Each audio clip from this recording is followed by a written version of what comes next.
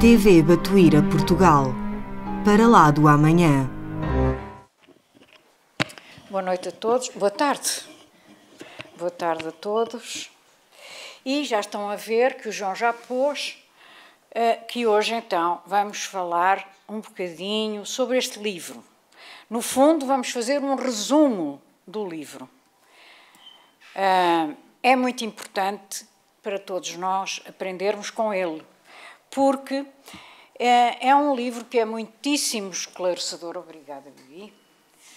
Ele vai nos descrever, tal como o próprio título indica, a trajetória deste espírito, Eustáquio, ou seja, vamos falar do seu desenvolvimento espiritual. Eustáquio foi segundo consta no livro, foi um general do rei dos francos, Clovis. E vai-se falar no livro de 1500 anos da sua trajetória, do seu desenvolvimento e, portanto, de 17 reencarnações que ele teve, contando esses 1500 anos com os períodos em que ele esteve desencarnado. Então, esta sua trajetória, tal como a de todos nós, apresenta-se, enfim, com todas as dificuldades, com todos os obstáculos e com todas as aprendizagens comuns a todos nós. E, desculpem, e, portanto, vai-nos dar a oportunidade de refletirmos sobre as nossas próprias dívidas e de como precisamos de trabalhar intimamente para atingirmos metas mais elevadas em termos de desenvolvimento espiritual. Então, como acabamos de dizer, este livro fala de 17 das suas vidas, que vão desde o ano 445 depois de Cristo até 1945. E Eustáquio, é evidente, como todos nós, teve muitas outras vidas antes da primeira que é contada no livro, que é então do general Eustáquio, não é? E houve uma coisa que nós fizemos e que está no livro, não é? Para ser mais fácil, então, os países onde ele viveu, naquelas épocas, não têm os nomes que esses países tinham na altura, ou essas regiões, mas sim os que têm na atualidade, para ser mais fácil enquadrá-lo. Então, ele foi escrito, como está aqui, não sei se vocês conseguem ver, foi escrito por um grande espírita que dirige uma colónia espiritual semelhante em tudo a nosso lar, chamada Alvorada Nova, que é o espírito Cair Bar Schutel, um grande espírita e um grande difusor, digamos assim, do espiritismo no Brasil, na região, na cidade de Matão. E a história de Eustáquio, portanto, não é senão a nossa própria história, não é? E mostra muito bem a lentidão com que se processa a evolução. Aqui está patente realmente o tempo que se leva a evoluir. E vamos então falar das suas 17 vidas e depois vamos tirar algumas conclusões. E vamos então começar. O livro tem duas divisões muito claras. A primeira é esta, chamada no livro No Caminho do Erro. E vai, então, são 11 vidas da primeira, como o general Eustáquio, de 445 depois de Cristo ao ano 1080. E podemos nós dizer que nestas 11 vidas, Eustáquio esteve sempre a viver em quê? No erro. Sempre a viver no erro. Mas a partir da sua 12ª até à 17ª, que é a última que nos é contada, ele já está a palmilhar então o caminho de quê? Da regeneração. E vamos então começar pela primeira vida que é contada, que é então a de Eustáquio. Ele viveu entre 445 depois de Cristo e o ano 500. E diz-nos no livro que ele foi filho de pais carinhosos e ricos, que lhe deram uma boa educação e que desde criança ele se sentia satisfeito, imaginem, com o quê? Em prejudicar o seu próximo. Isso era o que ele gostava de fazer.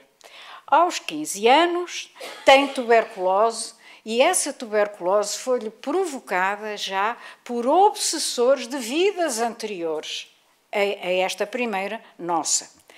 E ele vai ser curado através de um bom espírito encarnado chamado Genebaldo, um humilde médium que já era cristão e que tinha uma casa de oração e que lhe dava sempre bons conselhos, mas ele desprezava-os completamente.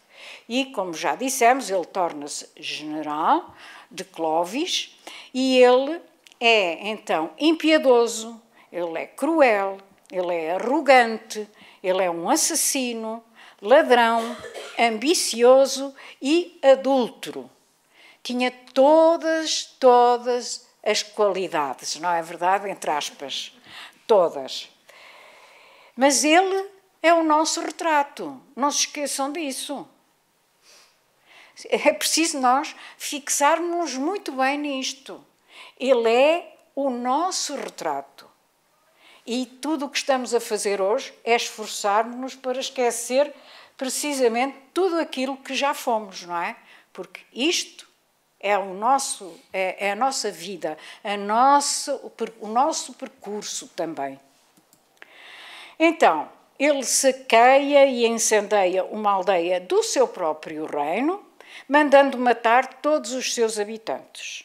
Outrora, e aqui vamos ver que se está a pronunciar, digamos assim, a lei de causa e efeito, também chamada lei da ação e reação, porque aqueles que ele mandou matar e que morreram nessa aldeia tinham sido, numa encarnação anterior, romanos que tinham assassinado os cristãos nas arenas.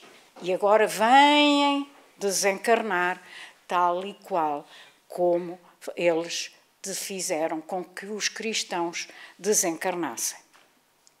Mais tarde ele desencarna e sofre devido à ação dos seus obsessores, é evidente. Fica a saber, nessa altura já desencarnado, da traição conjugal da sua mulher.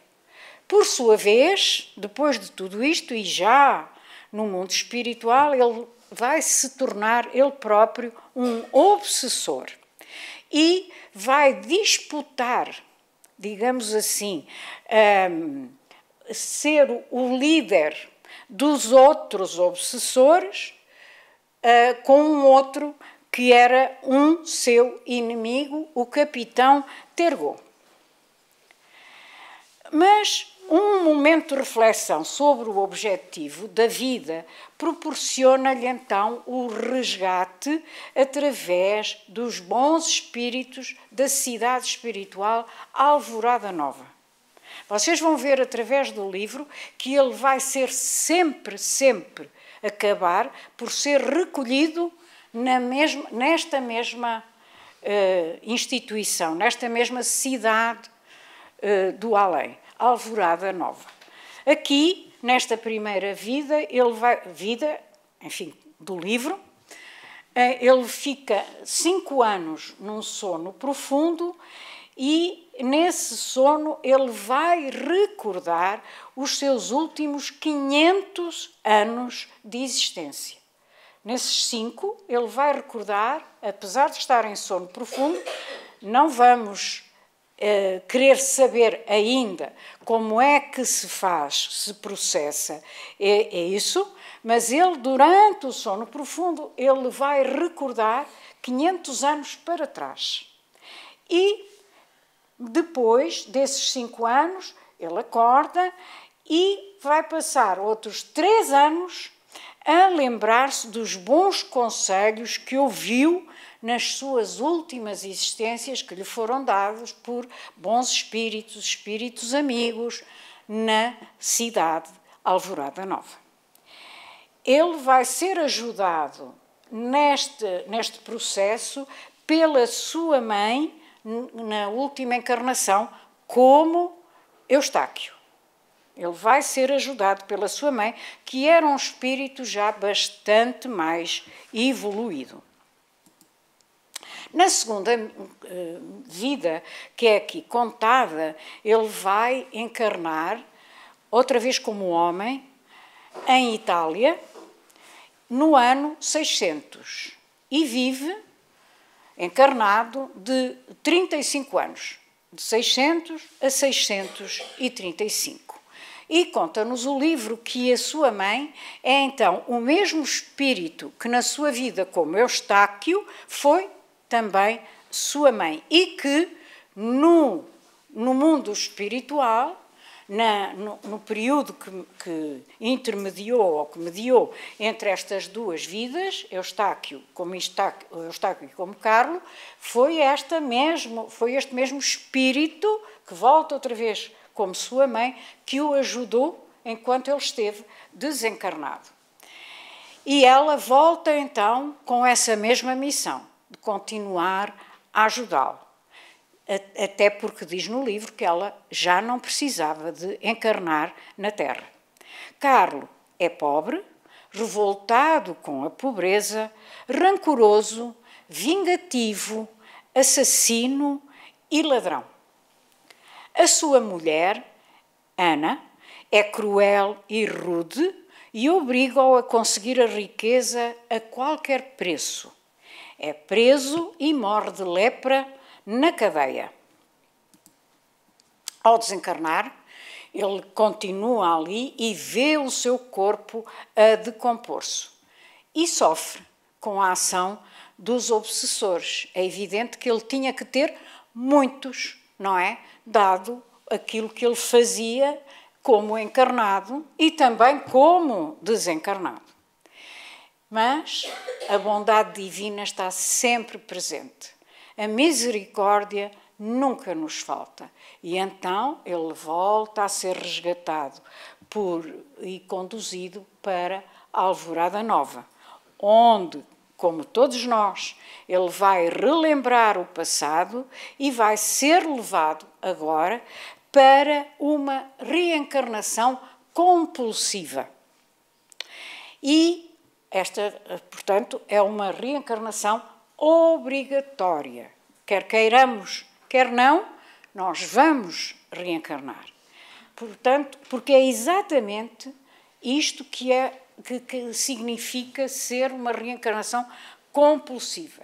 Nós sabemos que a reencarnação é indispensável para o progresso dos espíritos e também sabemos que muitos de nós ainda somos como crianças espirituais. Isto é, que somos total ou parcialmente ainda imaturos, agressivos e que vamos precisar de assistência para as decisões em relação às nossas vidas. Sabemos que muitos de nós ainda não temos discernimento para escolher os nossos próprios interesses e, nestes casos, são outros espíritos, nossos amigos, que escolhem por nós. Esses espíritos, nossos amigos, são aqueles que são os nossos protetores ou os nossos instrutores. Quando não somos nós próprios a escolhermos as nossas reencarnações, é então que são chamadas reencarnações compulsivas. E é assim, mesmo que nós não estejamos satisfeitos com a escolha, temos que nos submeter a ela e temos mesmo que reencarnar simplesmente porque vamos precisar desse tipo de vida, de existência, que é-nos imposta pela lei divina. Isso então é que é uma reencarnação compulsiva, que é a dele como Pietro, outra vez em Itália. E agora é do ano 692 ao ano 750. E conta o livro que ele então é abandonado na infância, que a sua mãe adotiva o maltratava, o que o levou a fugir e a viver como mendigo. É atrasado mental, o que lhe adveio devido à desnutrição. Não consegue viver com um trabalho honesto, está sempre bêbado, revoltado com a vida e é perseguido por vários obsessores e vai tentar o suicídio. Depois de desencarnar, é levado outra vez, como sempre, para a Alvorada Nova, onde se prepara para mais uma reencarnação compulsiva. Reparem como a bondade e a misericórdia de Deus sempre se manifesta, porque apesar de reiterarmos e voltarmos a reiterar no mal, temos sempre amparo dos nossos amigos que pedem por nós. E, efetivamente, aqui, mais uma vez, ele vai ser levado para a cidade espiritual que o acolhe há N encarnações e, por exemplo, nós aqui temos a nossa também, não é? Temos a cidade Águas Santas, que é dirigida pelo nosso mentor Batuíra. Portanto, são cidades que nos acolhem e que nos ajudam sempre, por muito pouco que nós mereçamos. Assim que dermos o mínimo sinal de arrependimento, nem que seja um pequeno laivo, imediatamente nós vamos ser amparados. E ele, mais uma vez, como diz no livro, e eu pus aqui, se prepara para mais uma reencarnação compulsiva. A quarta dele, que é contada no livro, ele chama-se Giscard, é novamente homem. Há 4 encarnações que ele é sempre homem. Ele vai, então, nasce no ano 770 e vai até a sua vida, não diz qual é a data da sua desencarnação, diz apenas que foi no início do século IX, portanto, entre os anos 801 a 900, foi o século IX, e no princípio deste século, portanto, no princípio do ano 800, ele desencarna.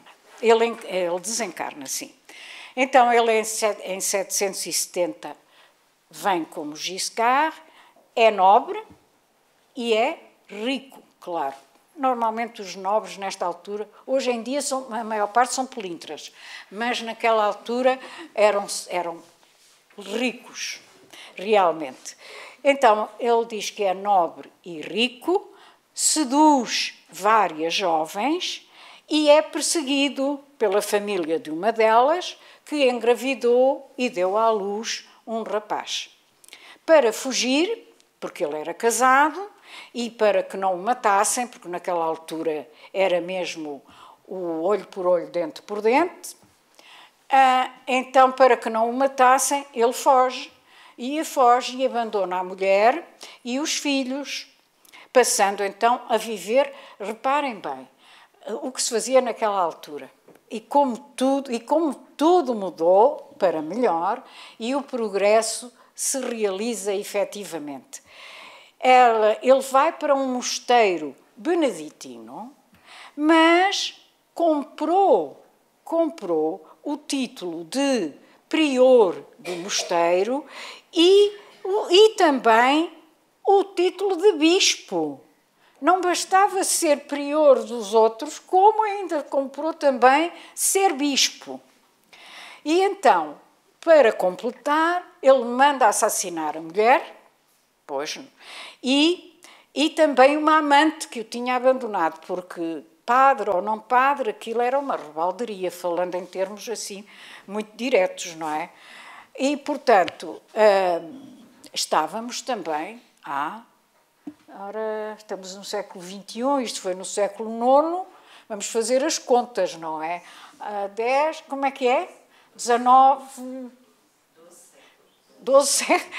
Obrigada, 12 séculos, exatamente. 12 séculos atrás. Então, este foi Giscard. Mas vamos continuar, porque Giscard tem muito que se lhe diga. É materialista, ambicioso, impiedoso e corrupto, além de que usa os seus títulos religiosos para conquistar a riqueza e o poder. Tem, então, como inimigo um outro bispo, o bispo Marcel. É assassinado, então, pelo seu filho bastardo, que não lhe perdoou tê-lo concebido e abandonado. É levado por espíritos inferiores, claro, e vai para o umbral. E depois de se livrar deles, passa 20 anos num posto de socorro de Alvorada Nova. Relembra os erros e os acertos da última vida. Mas, apesar disso, ainda não lhe serviu de muito. Dizer-vos também aqui que postos de socorro todas as cidades espirituais têm. Umas mais, outras menos. E esses postos de socorro, hoje em dia, normalmente estão, alguns deles, pelo menos alguns, não todos, por cima das casas espíritas de que eles fazem parte. Por exemplo, a nossa casa tem aqui o seu desdobramento, digamos assim, desta mesma casa, que é o posto de socorro, que está ligada à cidade Águas Santas. Portanto, é um dos postos de socorro de Águas Santas, está aqui, por cima de nós, ok? No espaço espiritual. Mas todas as cidades espirituais, como vos digo, têm vários postos de socorro, todos no umbral, visto que a Terra, para já, todos nós, a Terra é ainda umbral. Todas essas cidades espirituais são também ainda umbral, só que é umbral, o chamado umbral leve, mas todas elas ainda é umbral. Okay? E, portanto, todos somos levados, se trabalhamos no bem e se tentamos realmente corrigir-nos dos nossos erros anteriores, iremos ser levados, sim, para a cidade espiritual da casa espírita que nós frequentarmos. Então, o Giscard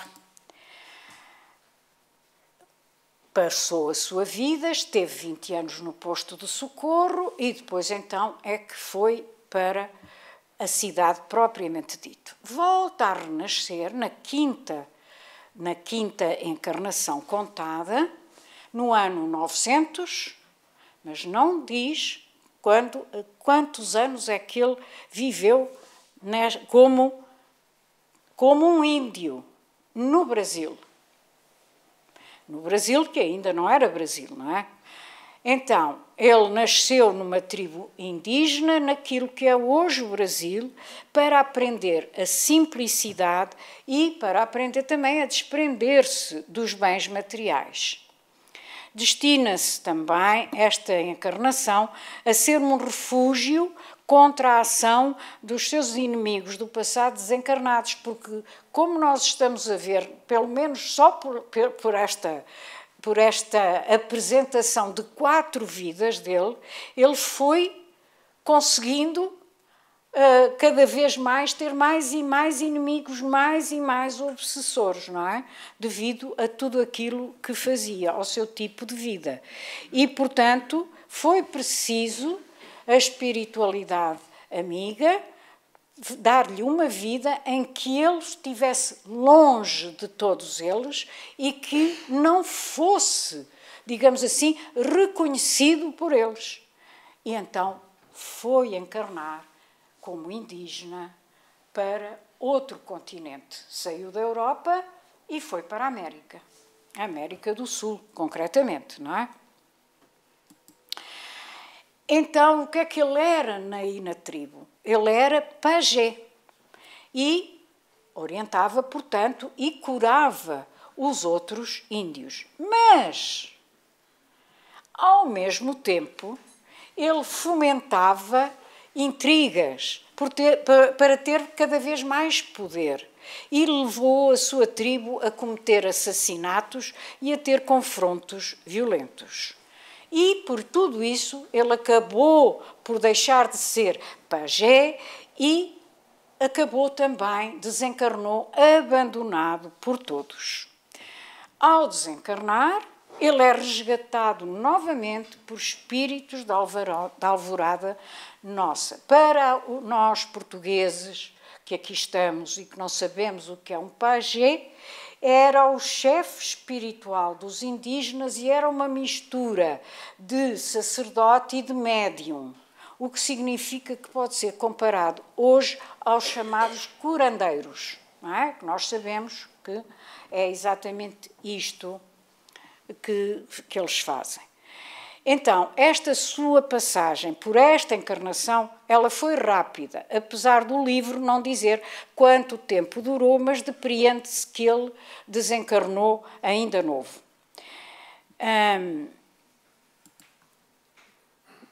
Agora volta outra vez à Europa, mas não, nem a França, nem a Itália. Vai um bocadinho mais para cima de Itália e vai para a Eslovénia, como Samuel.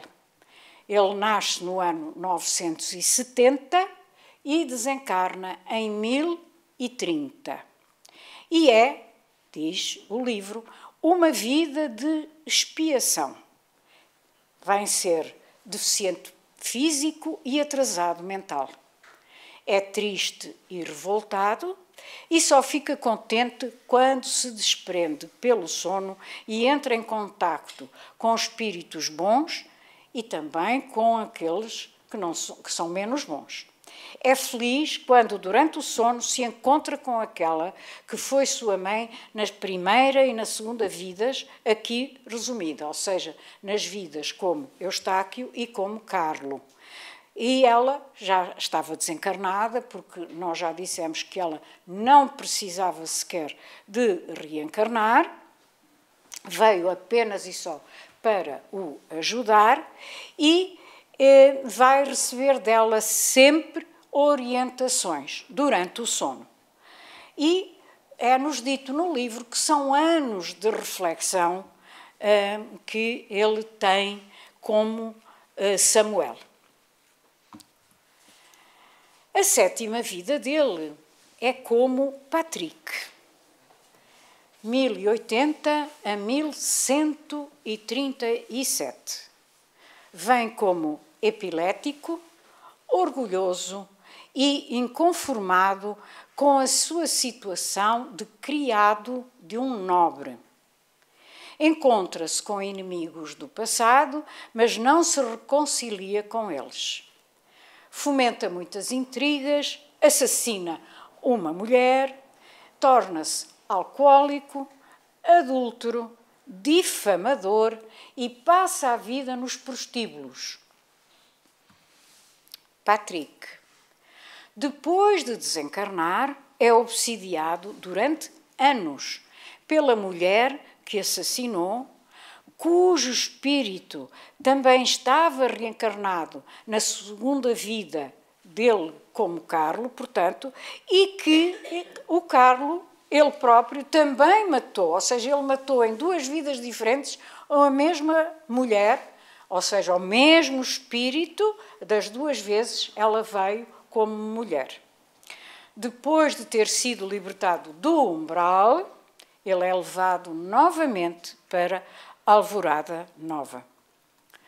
Reencarna em França novamente, como veem, a maior parte das vidas dele foram passadas em França, e esta é a sua 8ª encarnação, nos anos entre 1147 e 1216. É filho de pais que não lhe têm amor, tem uma educação moral e cultural que lhe é dada por um dedicado professor, que é a reencarnação daquele médium cristão que foi também professor dele na primeira encarnação, como é o Eustáquio, que era o Genebaldo. Ele volta a vir aqui como professor dele. Mas ele é materialista e casa-se por interesse, sendo a sua mulher, olhem, é tão interessante como vemos aqui a reencarnação em ação, a lei de causa e efeito também em plena, a funcionar em pleno.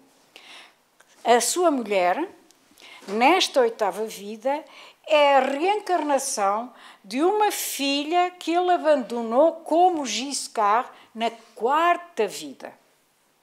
4 vidas atrás. Teve filhos, teve a mulher, mas como ele engravidou uma outra, não é? E como teve que fugir da mulher e dos filhos, porque a família dessa rapariga que ele engravidou queria matá-lo, uma das filhas desse casamento dele, como Giscard, vai aparecer agora e é a mulher dele como Charles, na 8ª vida. Mas ele continua a desprezar a mulher e os filhos, teve 2.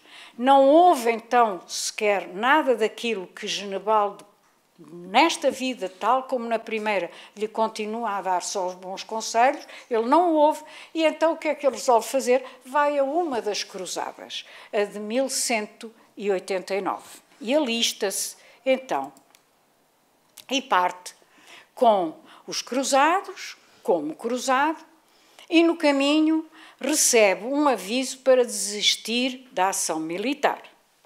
E a mensagem é-lhe dada por um rapazinho, que logo a seguir é morto pelos cruzados, sendo este rapazinho a reencarnação da mulher dele como Eustáquio, que vai assim, desta maneira, resgatar o erro de ter traído o marido, o Eustáquio, nessa primeira vida.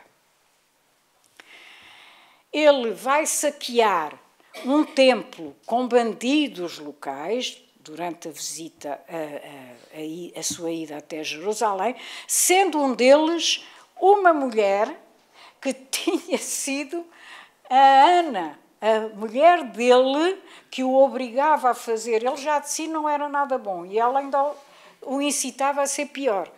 E então, Ana, um dos bandidos locais, era essa sua mulher, que foi mulher dele como quando ele era Carlo, na sua 2ª vida. Ele volta da cruzada desanimado e com maus pensamentos que vão atrair, como nós sabemos, os seus inimigos desencarnados, porque nós sabemos que a lei que funciona no além e no aquém é a lei de sintonia vibratória. Se eu vibro no mal, eu vou atrair aqueles que também sintonizam e vibram no mal. O mesmo se eu vibro e sintonizo com o bem. Não é? Tudo é uma questão de lei, e estas leis são leis universais.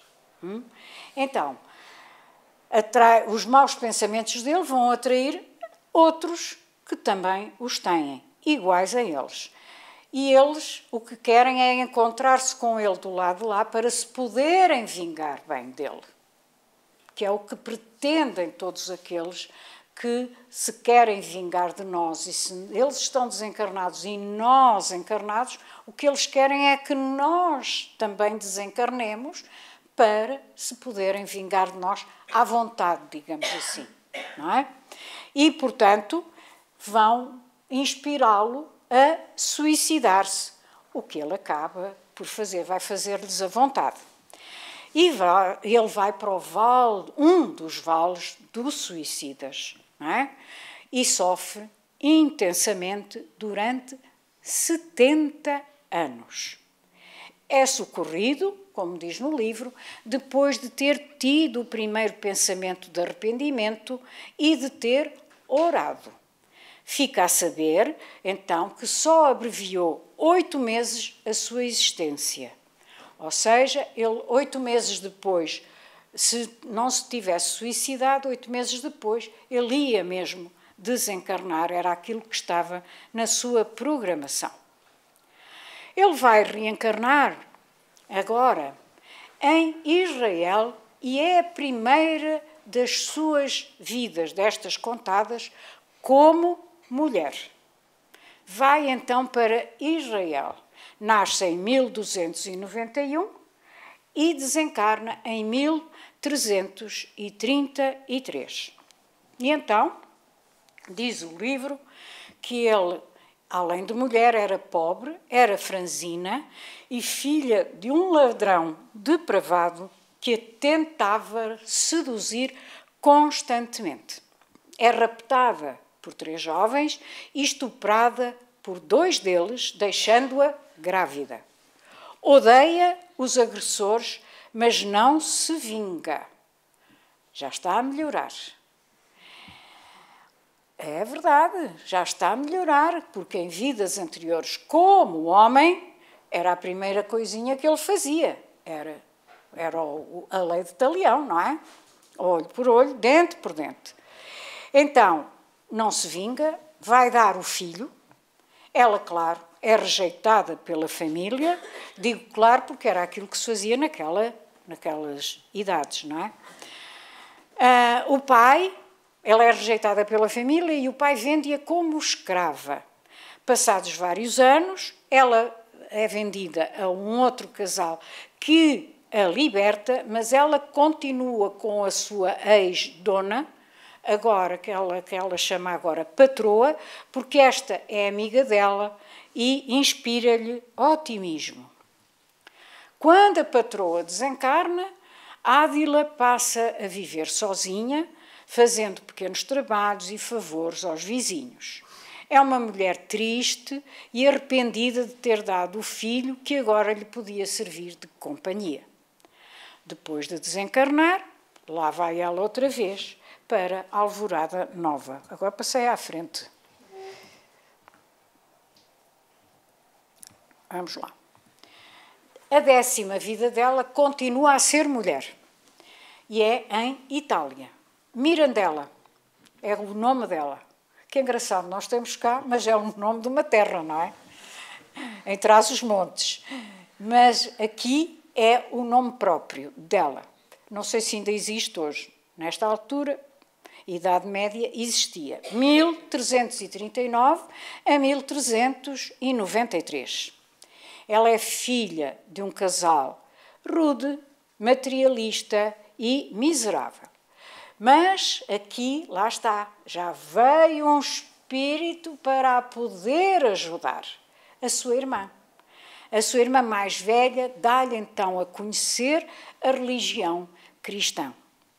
Ela casa-se e os seus 3 primeiros filhos são as reencarnações dos que a raptaram na vida anterior.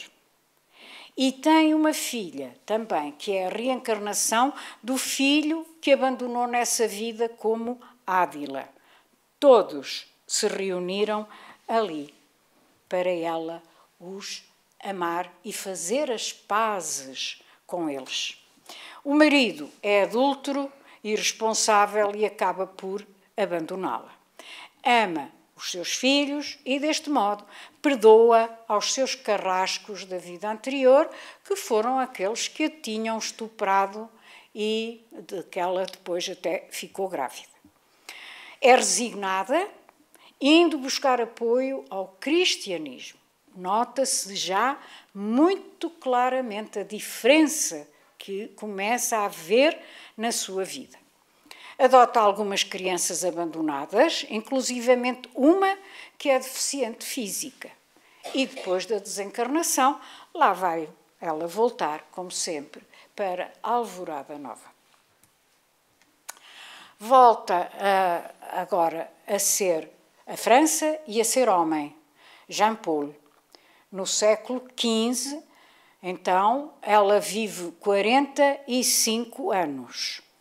É de família, ela, agora é ele, é de família pobre, o pai abandona a família, entra no exército para sobreviver e não para conquistar poder ou fortuna. E olhem que interessante, como soldado está encarregado de zelar pela segurança pessoal de Joana d'Arc e tenta seguir o seu exemplo cristão. Vejam a diferença já enorme que aconteceu principalmente desde a 9ª vida para esta 11ª. Tem como companheiro de armas um inimigo da sua 4ª encarnação, em que ele se chamou Giscard, o tal bispo Marcel, na mesma altura em que ele foi para o mosteiro, se tornou prior desse mosteiro e até comprou também o título de bispo. Tinha um inimigo que era mesmo este, com quem agora se volta a encontrar na 11ª vida. Mas ele, Jean Paul, neste caso, vai ouvir os conselhos de Joana d'Arc e ele sente muita antipatia pelo ex-bispo Marcel, mas a Joana d'Arc deita-lhe sempre água na fervura e consegue que ele não tenha atritos com o outro. Volta a ser levado sempre para a Alvorada Nova. E é a partir desta encarnação que ele se começa realmente a regenerar. E então é a caminho da regeneração. Vejam as vidas que nós precisamos, não é? Para ir melhorando. E como é tão devagarinho, não é? Mas o que interessa é que seja sempre para a frente, não é? Sempre. Devagar, mas sempre a melhorar. É o que acontece com ele. Então, nós sabemos que este caminho da regeneração é muito importante porque nós sabemos isto mesmo, não é? Que a reencarnação é um processo educativo que se destina à evolução do espírito através da acumulação de aprendizagens que vamos fazendo nas várias encarnações que temos. Mas, como nós sabemos também, paralelamente, a reencarnação também serve para resgatarmos as nossas dívidas, porque pela justiça, pela bondade e pelo amor de nosso Senhor Jesus Cristo e do Pai Criador, quem erra não é condenado à perdição para sempre, mas sim, através do arrependimento e da reconstrução de tudo aquilo que destruímos, nós vamos encontrar a nossa própria salvação. E é evidente que este caminho de reabilitação vai ter de ser percorrido mais cedo ou mais tarde por todos nós, através da lei de que temos estado a falar hoje aqui também, que é a lei de causa e efeito, a lei da ação e reação. Mas nunca nos podemos esquecer, porque ele é o nosso exemplo, que neste caminho, que nós sabemos que é doloroso, iremos contar sempre com a ajuda dos nossos amigos espirituais, que caridosamente, porque é isso que eles fazem, é caridade, caridosamente eles amparam-nos quando resgatamos ou quando saldamos dívidas, e isso é fundamental, e é claro, contando sempre com a misericórdia e o amor de Deus, nosso Pai. Então, nesta 12ª, já no caminho da regeneração, ele volta a encarnar em Itália, 1502 a 1572. Nasce numa família modesta e simples, torna-se culto através da leitura. Faz-se frade beneditino, abandona o convento por discordar das torturas que eram praticadas aos infiéis. Vai para o Vaticano e encontra-se com um inimigo da primeira vida aqui contada, o capitão Tergot, que agora é o cardeal Ubaldo. E este mostra-lhe ter ódio e, desgostoso com a prepotência da estrutura católica, ele conhece o protestantismo e vai se converter. Mas isso vai fazer com que ele sofra a condenação do Vaticano e ele foge para não ser preso. Mas ele é capturado e vai reafirmar a sua opção pelo protestantismo. Vai ficar preso 7 anos no Vaticano. Ele é libertado por protestantes e desencarna na famosíssima e negra noite de São Bartolomeu, 24 de agosto, durante o massacre que os católicos fizeram aos protestantes em 1572 em França e que durou até outubro. Volta, como já sabemos, para Alvorada Nova. E na 13ª, para onde é que ele vai? Para a África. Vai nascer nos fins do século XVI e a sua vida vai até ao início do século XVII em África, no Benim. Fica órfão de mãe muito cedo e é abandonado pelo pai. Mas já tem bons sentimentos. Trata com amor a irmã deficiente física, que é a reencarnação do seu inimigo da vida anterior, do cardeal Ubaldo e do capitão Tergot, da primeira encarnação. E esta irmã, como ele ainda era o cardeal, ainda estava um bocadinho mais atrasado do que ele, faz de tudo para o magoar, porque continua a odiá-lo, mas ele não faz caso, ama e trata dela com todo o carinho. É feito escravo por um inimigo da 4ª encarnação, que lhe vai reaparecer agora, quando era, então, Giscard. Vai para o Brasil, juntamente com outro escravo, que é outro inimigo do passado dele, o bispo Marcel, que apareceu na 4ª vida e depois também na 11ª. E por partilharem muitos anos a mesma vida de sofrimentos na escravidão, acabam por se tornar amigos.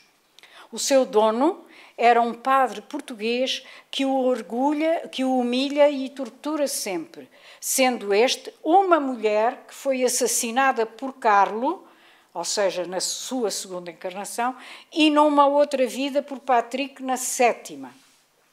Ele está a reencontrar vários inimigos do passado, não é? Nas suas diversas encarnações, para se harmonizar com eles. E não é em vão que devemos lembrar-nos aqui daquilo que Jesus diz no seu Evangelho, não é? No Novo Testamento, que é: reconcilia-te com o teu adversário enquanto estás a caminho com ele. E no nosso Evangelho segundo o Espiritismo é muito claro a dizer que, efetivamente, se não o fizermos, vamos levar essa inimizade para o mundo espiritual e que se pode prolongar por muitas encarnações. E aqui está.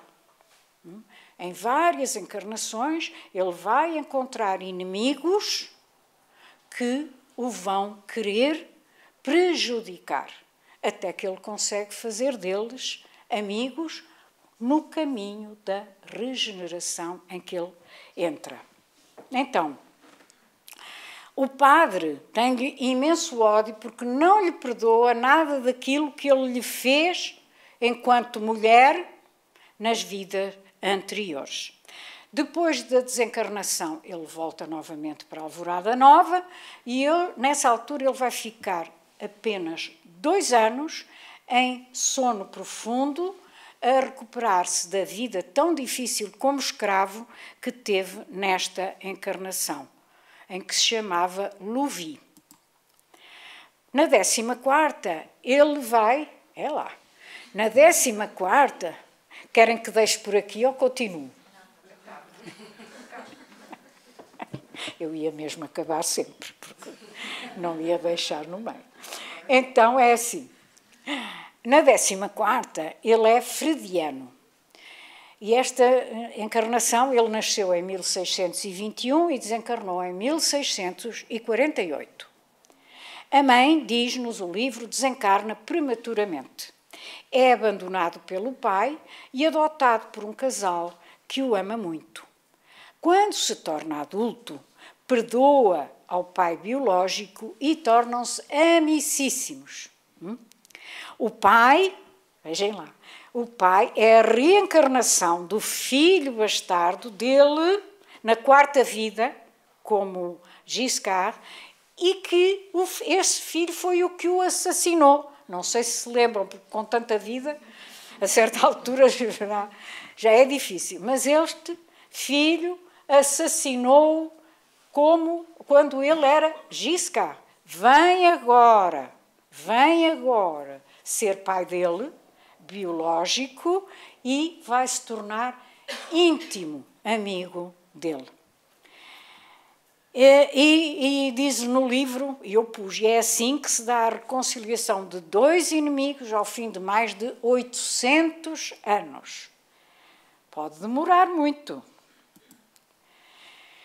O frediano volta a tornar-se protestante e participa na Guerra dos 30 Anos contra os católicos. É preso por estes e vai desencarnar na prisão devido à fome e à fraqueza do corpo físico provocadas pela perversidade dos seus carcereiros. Na 15ª, e vamos acelerar, ele é Lisandro, de 1737, esta vida a 1794. Nasce rico, defende as ideias do iluminismo que combatem a pena de morte, pregam que Deus é acessível sem a Igreja e que as leis, a Igreja aqui é a Igreja Católica, e que as leis devem ser justas. Acredita em Deus e na vida depois da morte. Um seu irmão é um amigo dele de vidas passadas. Mas agora ele também vai encontrar um inimigo do passado que se faz passar por seu amigo. Não sofre muitas perseguições espirituais porque a maioria deles também estavam reencarnados. Não se casa, preocupado em ajudar o seu país que passa por uma difícil situação política. Estamos a falar dos tempos da Revolução, pré-Revolução Francesa. Então, é assessor de um dos deputados que colabora na Constituição da Revolução Francesa, mas acaba por ficar desencantado com a política. Refugia-se num mosteiro beneditino que não está ligado ao Vaticano e que pratica o amor e a caridade e doa os seus bens materiais a esse mosteiro. E ao desencarnar, volta para a Alvorada Nova, como sempre.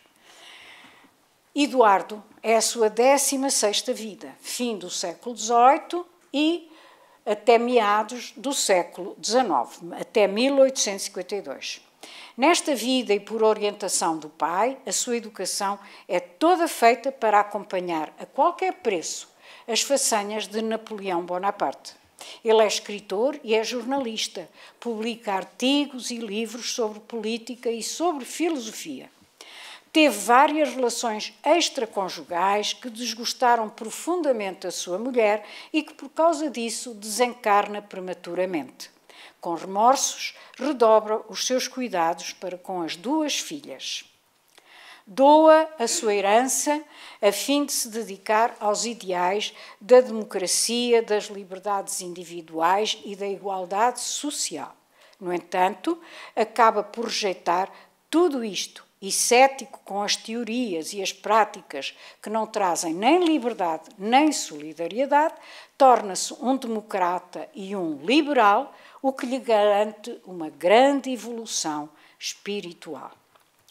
Promove comícios e passeios, protestando contra o golpe de Estado que levou à subida ao trono do Napoleão III, sendo assassinado durante um desses passeios, em dezembro de 52, e volta a ser levado para Alvorada Nova.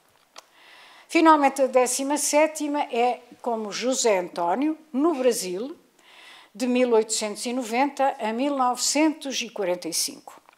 Os seus pais são espíritas e ele, desde novo, pensa em fazer caridade. Vai para a França estudar medicina, dedica-se a ajudar os doentes pobres enquanto estuda. Todos os colegas gostam dele devido à sua inteligência e bondade. É poliglota e interessa-se pela arte e pela literatura. É poliglota, portanto, ele fala muitas línguas.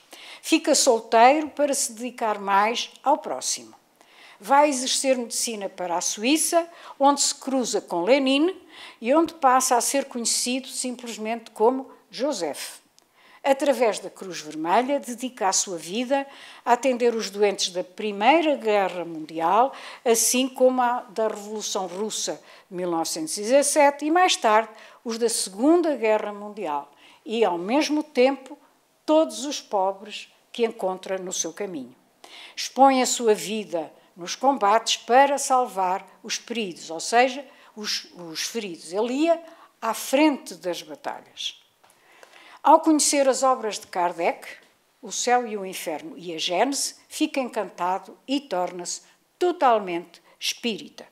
Faz reuniões espíritas nas tendas de campanha militares, onde recebe orientações dos seus protetores da Alvorada Nova.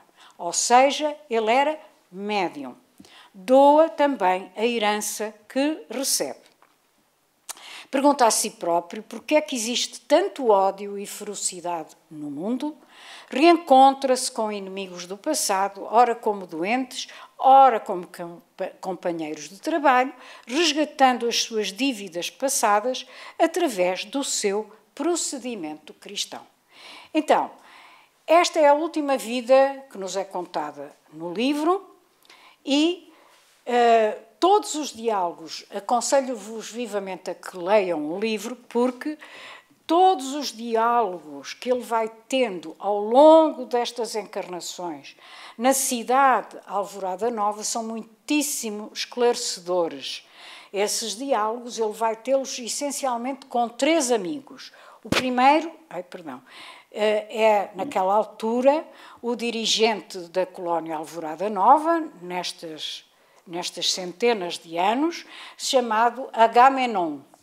E também com outros 2 amigos, que era o Hilário e a Nívia. Mas antes de nos despedirmos, vamos ver, porque é importante, os tipos de reencarnação que existem. E esses tipos são conforme o grau de evolução do espírito. Então, temos essencialmente 3 tipos de reencarnação.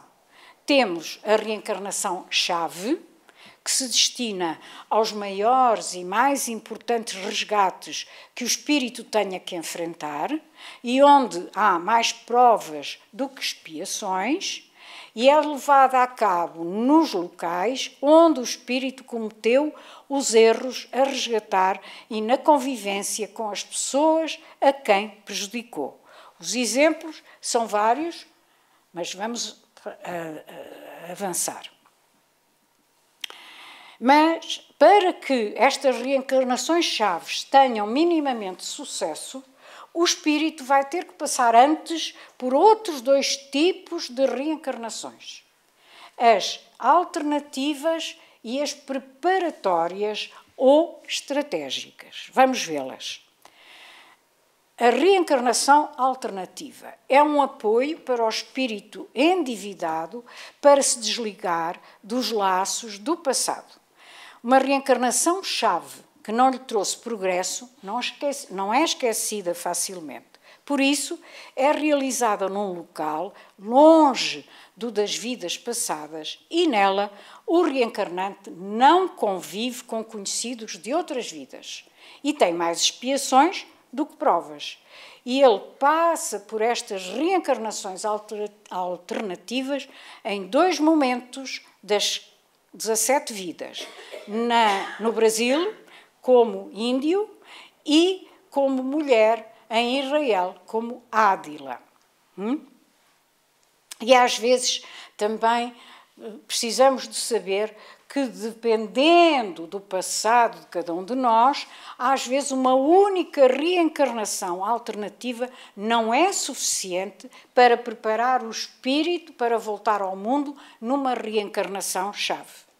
Portanto, tudo vai depender de quê? De 2 coisas, que é o nosso livre-arbítrio e a nossa força de vontade. Eles temos que passar os obstáculos com resignação e então, se não tivermos estas 2 qualidades, vamos ter provavelmente mais do que uma reencarnação alternativa antes de conseguirmos pular, entre aspas, para a reencarnação-chave. E há também a reencarnação preparatória ou estratégica. Depois do espírito passar por uma ou várias reencarnações alternativas, a reencarnação que antecede uma reencarnação-chave chama-se reencarnação preparatória e prepara o espírito para essas mesmas reencarnações-chave. Resumindo, portanto, podemos dizer que há, então, 3 tipos. As reencarnações-chave, que têm um grande número de provas e menos expiações, as reencarnações alternativas, onde se dá precisamente o contrário, há mais expiações e menos provas, e as preparatórias, que são já mais equilibradas, têm um número de provas e de expiações semelhantes, embora predominem as expiações. E então, com a história do Eustáquio, nós vemos como é trabalhosa, não é? A tarefa de aperfeiçoarmos o nosso espírito, porque não é nada fácil lutar contra os nossos defeitos e emendar os nossos erros. Mas a história do Eustáquio também nos mostra que isso é possível e que nos vai acontecer a todos, mais cedo ou mais tarde.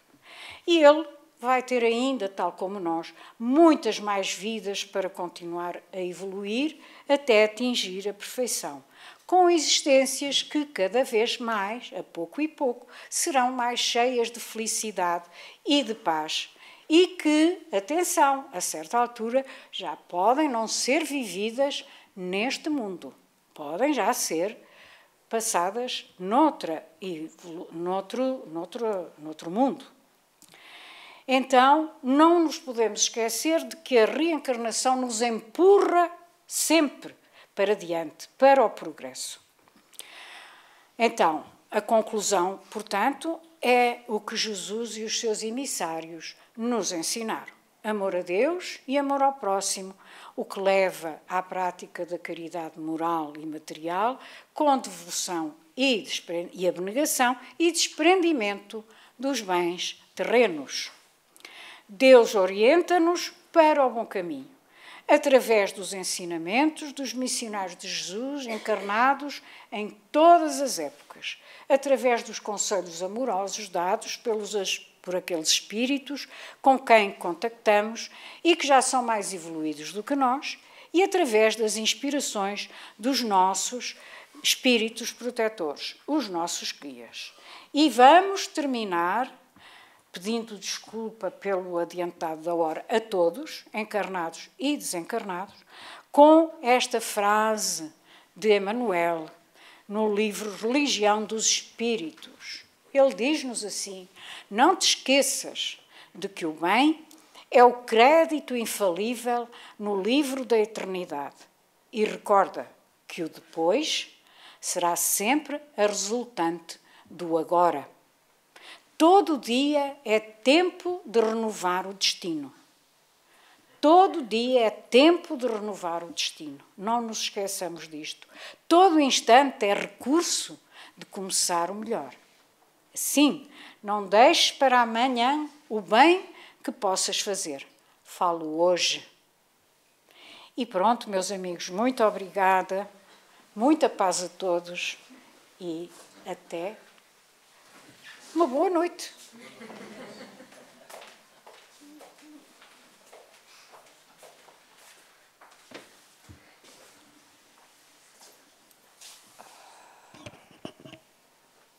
E a hora já vai bem adiantada, mas acho que todos nós demos por bom este adiantado, que foi excelente.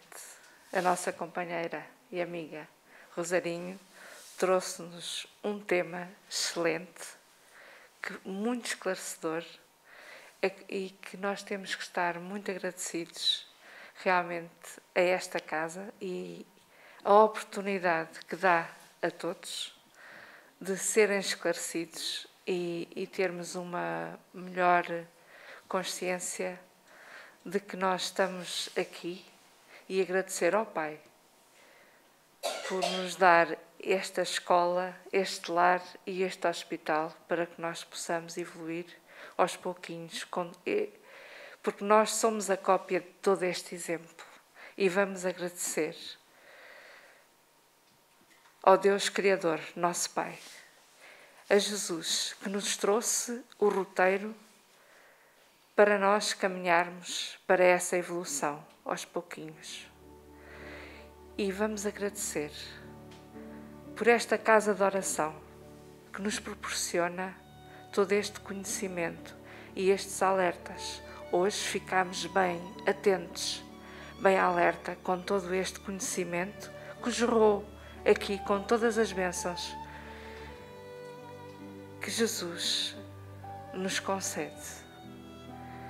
Sejamos gratos, hoje e sempre, por todas estas lições, por todos estes conhecimentos que são aqui dados a cada um de nós, e que possamos, no nosso coração e na nossa mente, tentar e fazer o esforço de compreender. E, se possível, quando encontrarmos alguém que tem dificuldades em compreender as suas dificuldades ou sofrimento, possamos transmitir com toda a esperança e gosto e alegria que existe a esperança e existe um final que nos levará à felicidade. Obrigada, Pai, por todas as bênçãos do dia de hoje aqui derramadas, assim como todas aquelas que foram derramadas na sala do passe. Obrigada, Senhor Jesus. Acompanha-nos aos nossos lares e cuida de nós, porque nós confiamos em Ti. E que assim seja. Graças a Deus. TV Batuíra Portugal. Para lá do amanhã.